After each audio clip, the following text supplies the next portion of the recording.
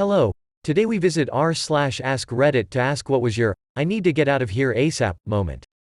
Make sure to comment a time you needed to GTFO of somewhere. With that, sit back and enjoy. In the late 70s and I was stationed at Fort Campbell, Kentucky. I was off post drinking with a buddy and we met a couple of older vets and we started talking, joking. Nice time. As the bar was closing down, they invited us to their place to have a few more beers. I drove a '65 Chevy pickup, so we followed them down into Clarksville and ended up drinking beers in the family room while the one guy's wife and kids hung around.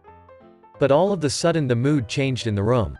These guys turned nasty, making offhand insulting remarks. No more jokes. Got dark real quick. I excused myself to take a leak, and just as I came out of the John, I heard the guy who owned the house say to his wife in the kitchen, "Take the kids back to the bedroom and lock the door. Don't come out no matter what you hear out here." The hairs on the back of my neck stood up and I immediately got tunnel vision. I turned and ran top speed down the hall and yelled to my buddy as I whistled past the family room and out the door. I had the Chevy fired up in no time flat and saw my buddy dive into the bed of the pickup through the rear view mirror as I gunned the engine and fishtail ed out the driveway. That's my "I need to get out of here ASAP" story, and it still makes my palms sweat thinking about it. Did they chase after your friend? I didn't see them come out of the house, but my eyes were pretty much glued to the road out. When we compared notes back on post, Robert said he was already scared when I went to pee and felt like we needed to get out of there immediately, so he was already primed to hightail when I went sailing by. Robert was at Mogadishu during the Black Hawk Down incident and died in a crop dusting accident back in the mid-2000s. Great guy. I miss him. Nice job looking after your buddy. Glad you made it out. Do you have any idea what triggered the change in their behavior? Like I mentioned above, I have always figured the whole thing was planned from beginning. From getting friendly at the bar to getting us to a more isolated second location. What do you think they were going to do? I have pondered that over the years. I guess could have been anything from an ass whipping to some form of sadistic torture. I figure there must have been guns in the house, so they probably had that advantage over us. I just know that every nerve in my body was screaming, "This ain't right, go." And I'm glad I followed my gut instead of convincing myself there was nothing to worry about. I went on my first solo trip to Madrid, and whilst I was there I found out my boyfriend had been cheating on me, so one of the nights I just walked around until I found a bar that caught my attention. I was pretty down because that morning I got proof of what my ex did, and so I kept drinking on my own. I'm Hispanic, so I'm really good at holding my alcohol, but then when I finally decided to sit down, a dude comes along and asks if he can sit. I agree, since I was 3 whiskeys in already. We had a somewhat pleasant conversation at first until he tried to touch my face and telling me that it was too late at night that he offered his hotel room for me to stay. It wasn't with the intention of being aggressive towards me, but instead it felt like the most appalling thing. My gut kicked in and I scheduled an Uber, and in the comments to the driver I wrote, "I feel unsafe, please." This dude was blocking the way, so I couldn't get out without asking him to move, which he refused to do. So the longest 10 minutes of my life went by and a man, Irish, 6'3" dude whom turned out to be the Uber driver walked in and asked for my name. I've never stood up faster in my life. Once I was inside his car I broke down and started crying for everything that had happened that day, and this man sat in silence holding my hand waiting for me to stop crying. I've never forgotten about that driver. That's a true bro right there. Props to the Irishman. God, does this bring back memories. I was early 20s, high school sweetheart had just moved into my apartment after trying to find himself traveling. I was supporting him as he hadn't found a job yet. We were meeting separately at a party because he was leaving from home and I was leaving straight from work. Got there and he was covered in hickeys. He said it was just a joke from a friend. My cab driver that night took one look at me, turned the meter off, refused any payment and waited until I was safely in my apartment before leaving. My friends had a friend in high school we called the dad. If he ever felt uncomfortable at a party and wanted to leave, we would follow. He had the best instincts and saved us from the police, random fights and other foul drama many a time. We had a friend who would get the jiggles in his bones. It was like his spidey sense, and it meant beat it. Except, we learned it was all BS and he was never right, just super paranoid and didn't want us going 7 to 11 when we were high. I was building a cinder block wall in the winter in Canada. We had the area tarped off with a salamander heater running to keep us warm. One day I noticed my eyes were starting to burn, so I looked over at the guy the first was working with and asked if he felt weird in any way. When he looked at me I realized he was squinting, and so was I. We were maybe 20 feet from each other. Needless to say, we killed the heater and got outside the tarp. I wasn't in the mood for carbon monoxide poisoning. Went to a party in high school, realized at some point I was all alone in the living room. It dawned on me that it was because everyone else was in the bathroom snorting pills and heroin. And that was the first Irish goodbye in a long career of them. This party just got too cool for me. My reaction: similar situation. My favorite Irish goodbye was at the first company Christmas party I ever went to. Back in 2013 at my first job. I stuck my head around for 30 minutes, made sure everyone saw me, then quietly dipped out when everyone was busy. When we all returned on the following Monday, everyone knew I was there and thanked me for turning up. Not a single soul noticed I dipped out so quickly. That's my rule when it comes to new jobs. Always attend the first Christmas party if you are new or under probation. After then, it's always, oh, something came up, or, sorry, got a mate from out of town coming in, or, gotta babysit the sister's kids tonight but have fun. Excuses after excuses. In my early 20s I was huge into basketball. Every hour of every day, I loved to get out to the basketball court, even if it was just me shooting around. I had just moved to a new town in my early 20s, so I had a sense of newfound freedom and Googled the nearest park. After work that day, I drove to the park. At this point in the day, it's slightly after 10 p.m. and pitch black save for the streetlights. Well, as it turns out, this park is under the highway and is home to many homeless people. To my surprise, there was another youngish person there who looked very normal shooting on the other side of the full court.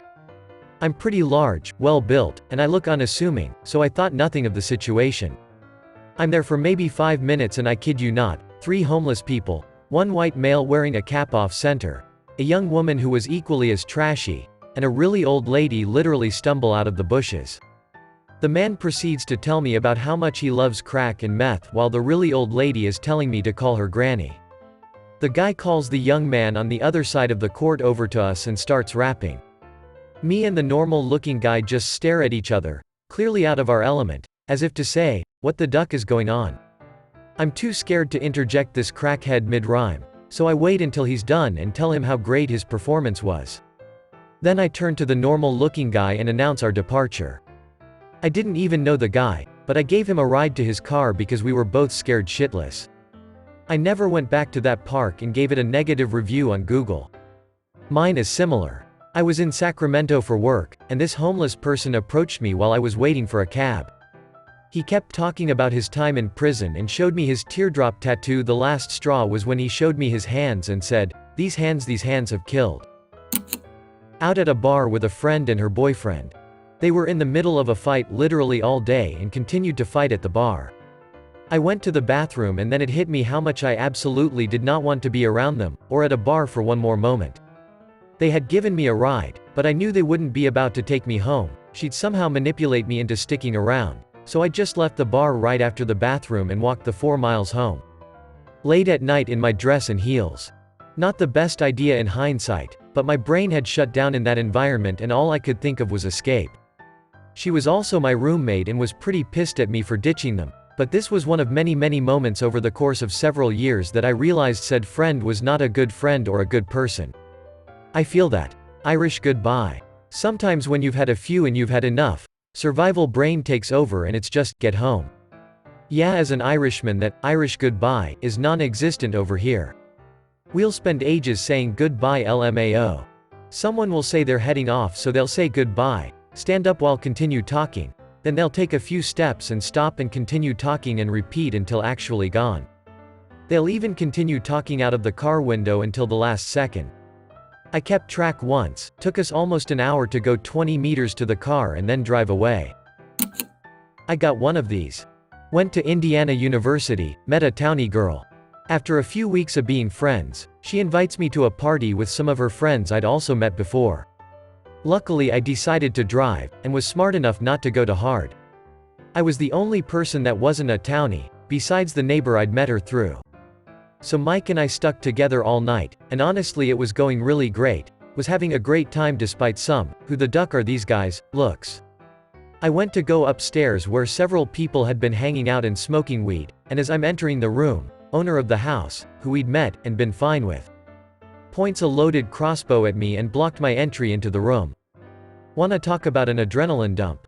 Slowly put my hands in the air, backed out of the room, closed the door, sprinted downstairs, grabbed Mike and the girls, and was gone in like 30 seconds max. Never get too drunk around people you don't know.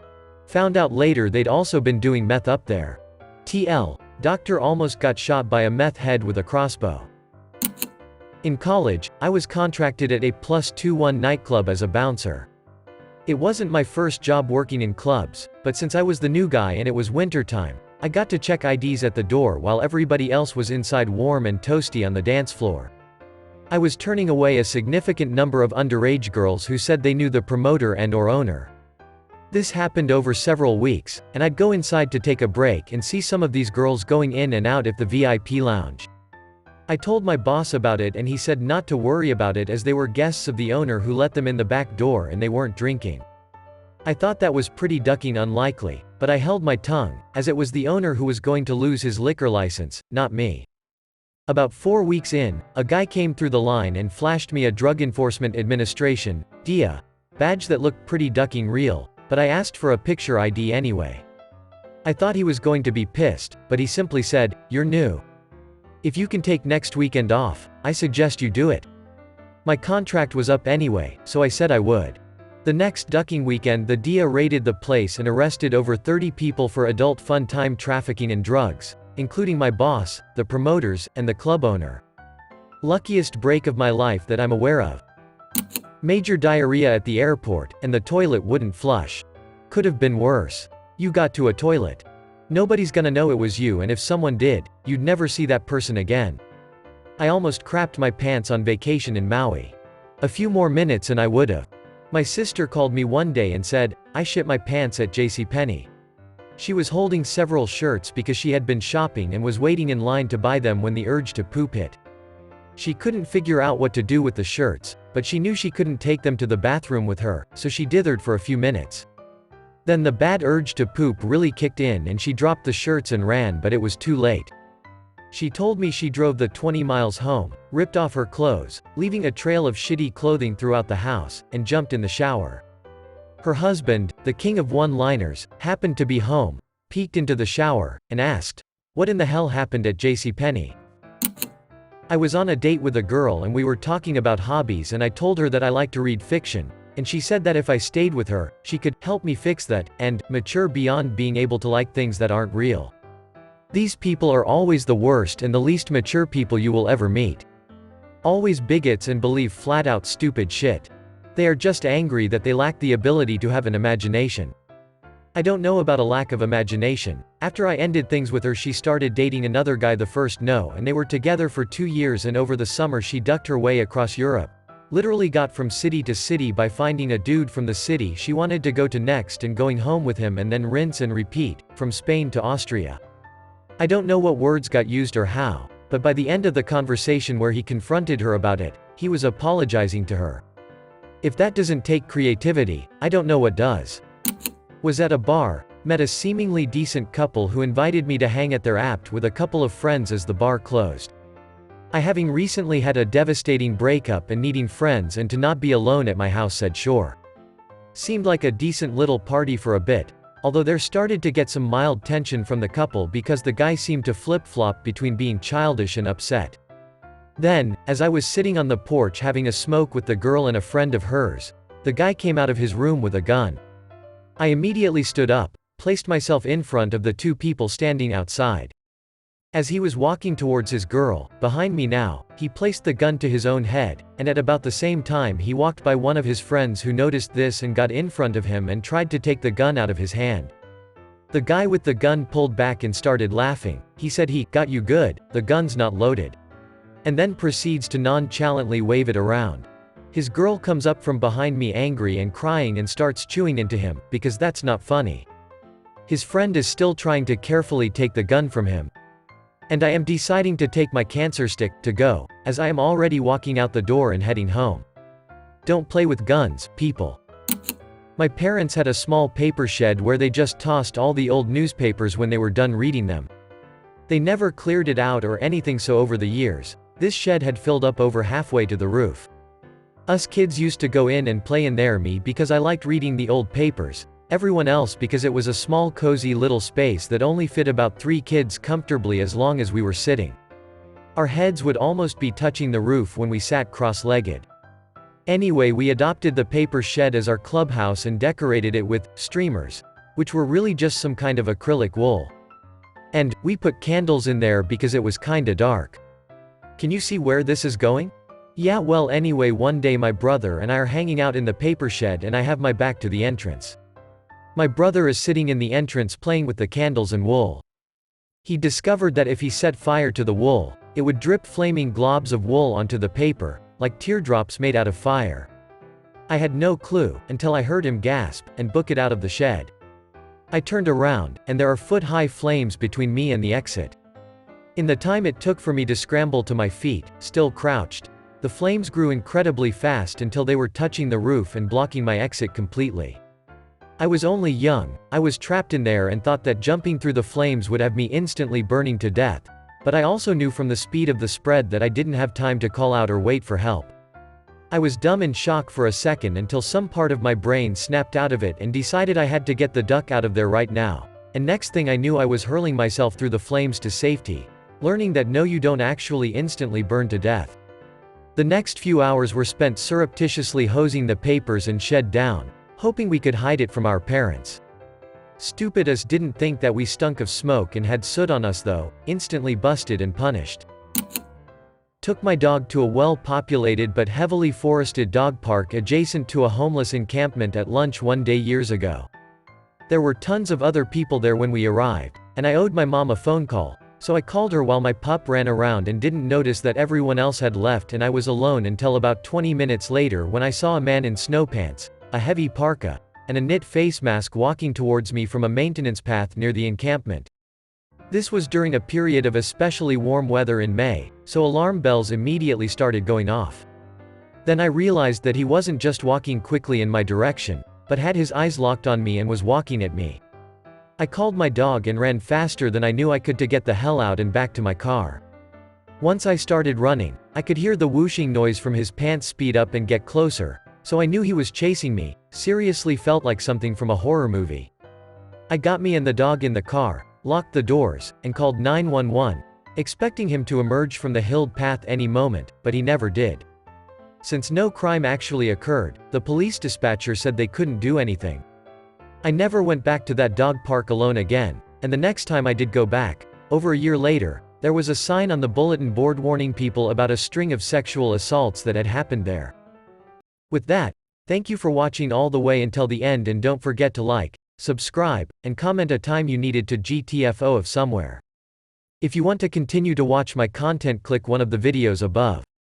Until next time.